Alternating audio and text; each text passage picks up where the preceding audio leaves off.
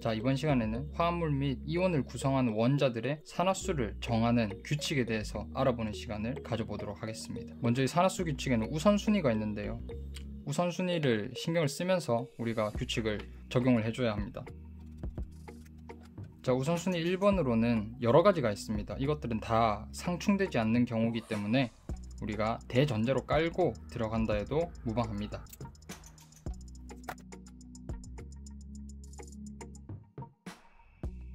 호돈소 물질을 구성하는 원자의 산화수는 0이다. 그리고 화합물을 구성하는 원자들의 산화수를 모두 더하면 0이다. 그리고 다음은 이온에 대한 내용인데요. 단원자 이온의 산화수는 그 이온의 전하와 같다. 단원자가 나왔으면 다원자가 나와야겠죠. 다원자 이온을 구성하는 원자들의 산화수를 모두 더하면 그 이온의 전하와 같다가 되겠습니다. 먼저 우선순위 1번은 이렇게 대전제로 까는 게 4개가 총 있고 이것들은 상충되지 않는 경우입니다. 호돈소 물질이면 호돈소 물질이고 화합물, 단원자 이온, 다원자 이온이 아니겠죠. 또 단원자 이온이면 단원자 이온이지 호돈소 물질, 화합물, 다원자 이온이 아니기 때문에 이것들은 상충되지 않는 경우입니다. 이제 수소, 산소를 포함하는 화합물들이 되게 시험에 많이 나오게 되는데 이것들에 대해서 우리가 우선순위를 매겨서 적용을 해야 합니다. 우선순위 2번으로 수소에 대한 내용이 있습니다. 수소의 산화수는 대개 플러스 1로 규정됩니다. 단 그렇다고 해서 H2 수소 분자는 호돈소 물질이 되겠죠. 수소 분자의 산화수가 플러스 1이란 건 아니고요. 수소가 여러 화합물이나 다원자 이온에 포함될 경우 대개 플러스 1의 산화수를 가진다라는 말입니다. 여기에서 예외가 하나 존재합니다. 금속 수소화물의 경우에 산화수는 마이너스 1이 되게 되는데요. 우리가 산화수를 정하는 기본 원리를 알면 사실 예외가 아니라고 할 수 있죠. 하지만 우리가 이 규칙에 의해서 산화수를 붙이게 될 때는 예외라고 생각하는 게 편합니다. 우선순위 3번 같은 경우에는 산소에 대한 내용인데요. 산소의 산화수는 대개 마이너스 2가 되게 됩니다. 여기에도 예외가 하나 존재하게 되는데요. OF2와 같이 산소보다 전기음속도가 큰 원자와 결합한 경우, 그리고 특히나 OF2와 같은 경우 이때 산소의 산화수는 마이너스 2가 아니라 플러스 2로 잡히게 됩니다. 자, 이것 또한 이 규칙에 의해서 산소의 산화수가 대개 마이너스 2라는 내용에 있어서는 예외를 적용할 수 있지만 산화수를 정하는 기본적인 원리를 알면 이게 예외가 아니란 걸 알게 될 겁니다. 그리고 마지막 H와 O를 제외한 다른 원자들은 우선순위 1번에 따라서 정해지기 때문에 다른 원자들, 특히 전이금속의 경우에 여러가지 산화수를 가질 수 있다는 내용입니다. 어차피 우선순위 1번 이 대전제를 만족시키기 위해서 H와 O의 산화수를 먼저 정해준 다음 그 화합물이면 화합물, 다원자 이온이면 다원자 이온을 구성하는 원자들의 산화수를 마지막에 정해주게 되는데요. 이때 이제 이 내용을 알고 있는 것과 알고 있지 않은 것에서 문제를 푸는 스킬이 달라지기 때문에 이것을 이렇게 추가해 봤습니다.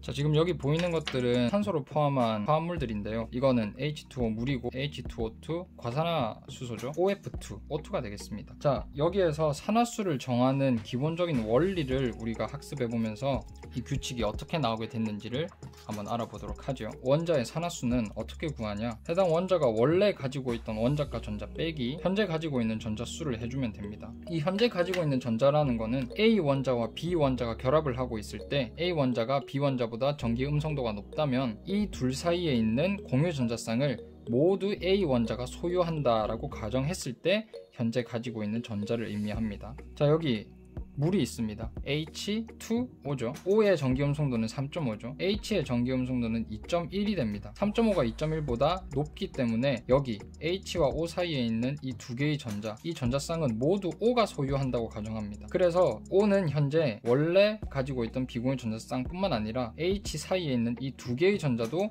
모두 O가 소유하게 됩니다. 여기 오른쪽도 마찬가지죠. 산소가 가지고 있는 전자들을 표시를 해보면 이렇게가 되겠네요.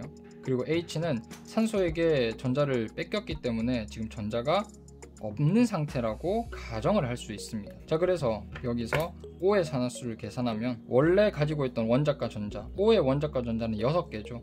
6개에서 빼기 하나, 둘, 셋, 넷, 다섯, 여섯, 일곱, 여덟이 되면서 마이너스 2의 값이 나오게 됩니다.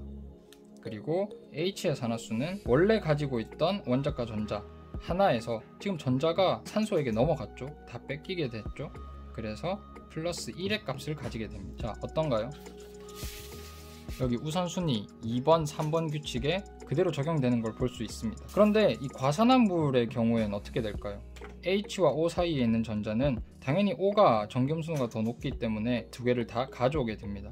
하지만 둘은 정기음순도가 똑같게 되죠. 같은 원소니까요. 그래서 이 사이에 있는 전자 한 개씩은 누구 하나의 소유가 아니라 둘이 공평하게 하나씩 나눠 갖게 되는 거죠. 그래서 강낭콩 모양으로 여기에서 각각의 산화수를 계산해 보게 되면 O의 산화수는 원래 O가 가지고 있는 원자과 전자 6개에서 지금 하나, 둘, 셋, 넷, 다섯, 여섯, 일곱 7개가 됩니다. 마이너스 1의 값을 가지게 되고요. H의 산화수는 왼쪽과 물과 마찬가지로 원래 한 개가 있었는데 산소에게 다 뺏겼죠. 그래서 플러스 1이 됩니다. 책에 여러분 보면 이 산소의 산화수를 정할 때 마이너스 2가 아니라 마이너스 1이 나오게 되죠. 그래서 여기도 예외라고 적혀 있는 경우가 많은데 사실 우선순위 2번이 3번보다 높기 때문에 산소의 산화수를 정하기 전에 수소의 산화수를 먼저 정해주게 되면 산소의 산화수는 자연스럽게 마이너스 1이 나옴을 알 수 있습니다. H2O2는 화합물이고 화합물을 구성하는 원자들의 산화수를 모두 더하면 0이 나와야 되기 때문에 플러스 1, 플러스 1,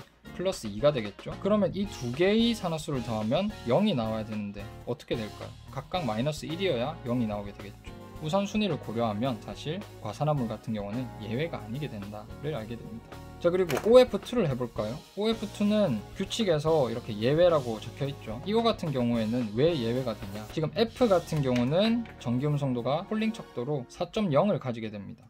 산소 같은 경우는 3.5를 나타내게 되죠. 처음에 물과는 구조가 비슷하지만 H가 O에게 전자를 다 뺏겼던 반면에 지금 O가 F에게 전자를 다 뺏기게 될 거예요. 그래서 F가 가지고 있는 전자가 이렇게 될 거고요. O는 지금 이것밖에 없게 됩니다. 따라서 산화수를 정하게 되면요, O의 산화수는 원자과 전자 6개 빼기 하나, 둘, 셋, 넷 4개밖에 없네요. 그래서 플러스 2의 값을 나타내게 되고요. F의 산화수는 원래 가지고 있던 원자과 전자 7개, 지금 하나, 둘, 셋, 넷, 다섯, 여섯, 일곱, 여덟 8이 되면서 마이너스 1의 값을 나타내게 됩니다. 그래서 이런 예외가 존재하게 되는 겁니다. 자, 마지막으로 이건 더 쉬운 예시인데요. O2는 한 가지 원소, 톳 원소 물질입니다. 톳 원소 물질이기 때문에 우리가 대전제로 깔았던 여기 우선순위 1번에 적용이 되게 되죠. 톳 원소 물질을 구성하는 원자의 산화수는 0이 되게 됩니다. 그래서 0일 거예요. 어떻게 0이 되는지 한번 볼까요? O와 O 같은 O기 때문에 전기음성도가 완벽하게 똑같습니다. 그래서 누구 하나가 이 전자들을 다 가지고 가지 않아요. 이거를 사이좋게 반씩 나눠 가지게 됩니다. 이렇게 가지고 있다고 가정을 할 수 있죠. 그래서 이때 O의 산화수는 왼쪽 오른쪽 다를 바 없이 모두 원자과 전자가 6개였는데 현재도 6개의 전자를 가지고 있기 때문에 0이 나오게 되는 겁니다. 자, 우선순위 1번 규칙에서 톳원소 물질을 구성하는 원자의 산화수는 0이다. 이게 증명이 되게 된 거죠. 뭐 사실 이 원리에 의해서 이런 규칙들이 나오게 된 거지만 오늘은 조금 순서를 바꿔서 이렇게 학습을 해보았습니다.